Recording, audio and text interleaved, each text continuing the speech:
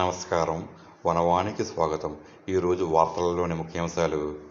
అల్లూరి సీతారామరాజు జిల్లా రంపచోడవరం గ్రామంలో రోడ్డు విస్తరణలో ఇల్లు, దుకాణాలు కోల్పోయిన బాధితులను ఆదివారం ఎమ్మెల్సీ అనంత బాబు, మాజీ ఎమ్మెల్యే నాగులపల్లి ధనలక్ష్మి పరామర్శించారు. ఈ సందర్భంగా అనంతబాబు బాధితులను పరామర్శించి వారి కష్టాలను అడిగి తెలుసుకున్నారు. ఇల్లు, దుకాణం కోల్పోయిన ఇద్దరు గిరిజన మహిళలు కూడా అనంతబాబు వద్ద తమ గోడు వెళ్లబోసుకుని విలపించారు. ఈ సందర్భముగా అనంతబాబు మాట్లాడుతూ, ఈ ప్రభుత్వం వచ్చి 1 సంవత్సరం అవుతుందిగాని ప్రజా సంక్షేమములో మాత్రము వెనుకబడే ఉందని అన్నారు. ఈ కార్యక్రమంలో ZPTC Panda Venkatalakshmi, ST cell అధ్యక్షుడు పండా రామకృష్ణ దొర, ఎంపీపీ బంధం శ్రీదేవి, సర్పంచ్ మంగా బోజయ్య, నాయకులు, కార్యకర్తలు అధిక సంఖ్యలో ప్రజలు పాల్గొన్నారు.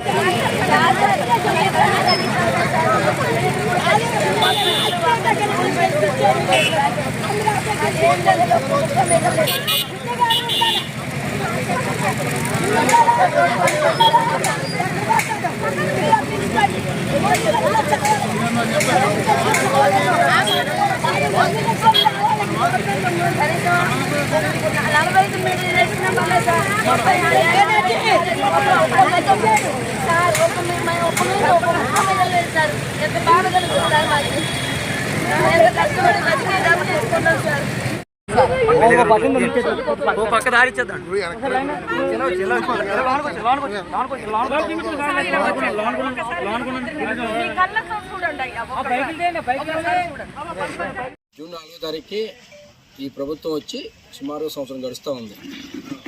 సంవత్సర కాలంలో ఎన్నికల ముందు ఇచ్చిన హామీలు ఒక్కడు కూడా అమలు చేయని పరిస్థితి ఈ రాష్ట్రంలో మనం చూస్తూ ఉన్నాం.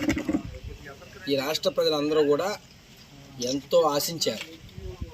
గడిచిన కాలంలో గడిచిన ప్రభుత్వం మన మాజీ ముఖ్యమంత్రి జగన్మోహన్ రెడ్డి గారు సంక్షేమమే పరమావధిగా తీసుకుని ఆ సంక్షేమం అమల్లో ఎక్కడా కూడా పార్టీలు కానీ కులాలు కానీ చూడకుండా ఫస్ట్ ప్రయారిటీ పేదవాడికి ఎక్కడ కూడా వ్యయ ప్రయాసలు పడకుండా ప్రభుత్వం నుంచి అందే ప్రతి రూపాయి మిడిల్ మ్యాన్ మధ్యవర్తి ఎవరూ లేకుండా ఇటు ప్రభుత్వము ఇటు పేదవాడు నేరుగా వాళ్ళకి సంక్షేమం అందేలాగా గడిచిన కాలంలో ప్రభుత్వం అమలు చేస్తుంది. జూన్ 4వ తారీఖుకి కూటమి ప్రభుత్వం ఏర్పడి 1 సంవత్సర కాలం పూర్తవుతూ ఉంది.